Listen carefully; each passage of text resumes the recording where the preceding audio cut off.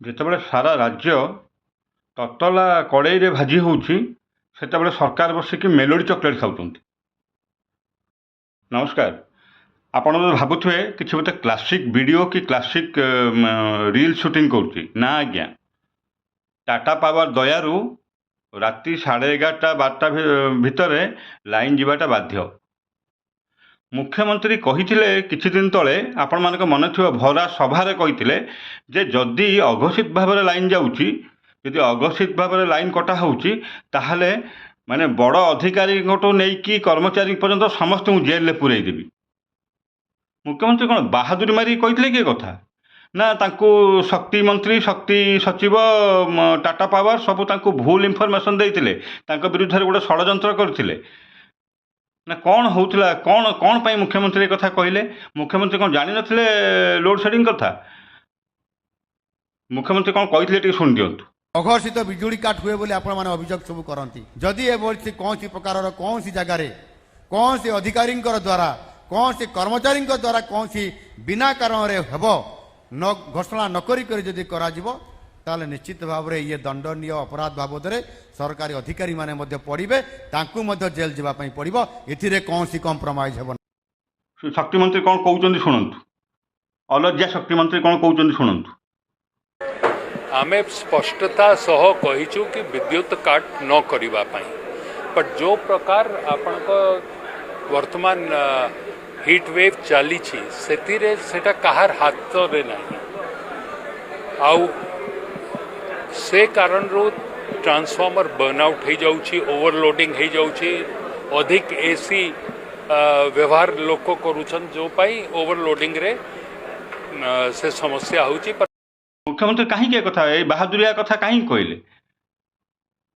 शक्तिमंत्री कौन? शक्तिमंत्री पूरा शक्ति विभाग आउ टाटा पावर तांको कौन भूल इनफर्मेशन दउचंती लोक हसा करिया पई, ना तांको विरुद्ध गोटे षड़यंत्र आरंभ होइछि?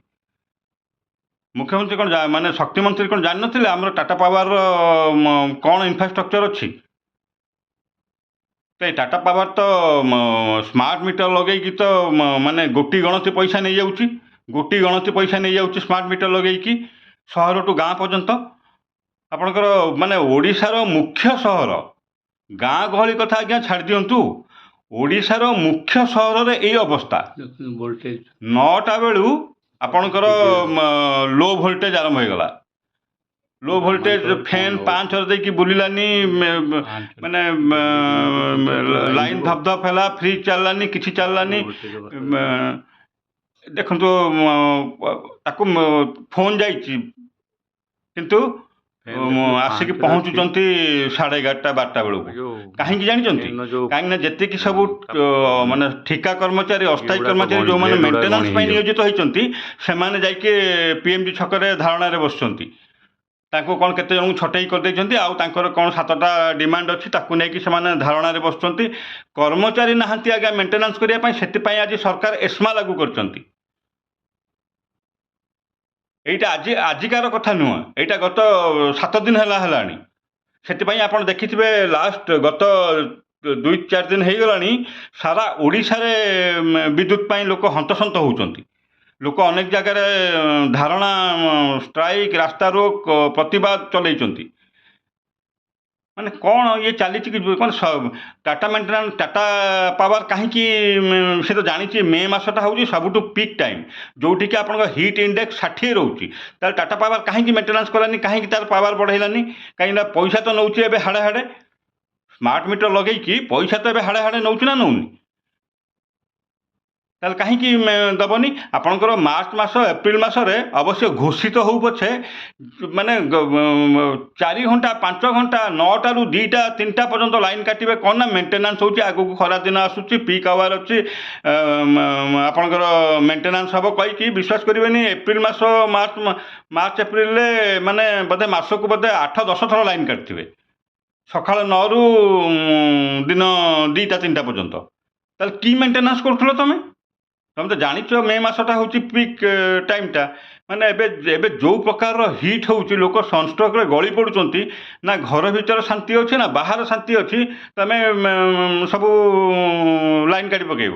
तुम मेंटेनांस कर मेंटेनांस फेंटेनांस किसी ना खाली स्मार्ट मीटर पैसा नहीं चलो ये कर निर्लज माने अलज्जा शक्ति मंत्री सी कहते जे लोड शेडिंग बढ़ी जाऊँगी पावर यूज बढ़ी जाऊँगी कौन यहीटा कौन आज ये वर्ष कौन प्रथम है कि वर्ष ना तुम कृषि रे किसी कर ना शक्ति रे किसी कर तुम कहीं मंत्री अच्छ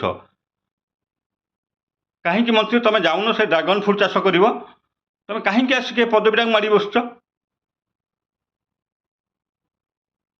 गोटे माने गोटे लगे गोटे यात्रा गोटे लगे लोक मान हीनस्था कर माने कहार जदि गोटे मासर रहीगला बिल तो मैंने तासिक सांगे सांगे ता लाइन काटी पकाउछंती आसिक ता घर आगे गाड़ी लगेदेवे आउ कहीं लोड शेडिंग कहीं हम कौन पर लोड शेडिंग हम जदि तुम स्मार्ट मीटर लगे कि एत पैसा नौच ताले लोड शेडिंग कहीं तुम तो से हिसाब से तुम विद्युत दब निरवच्छिन्न विद्युत दब माने माने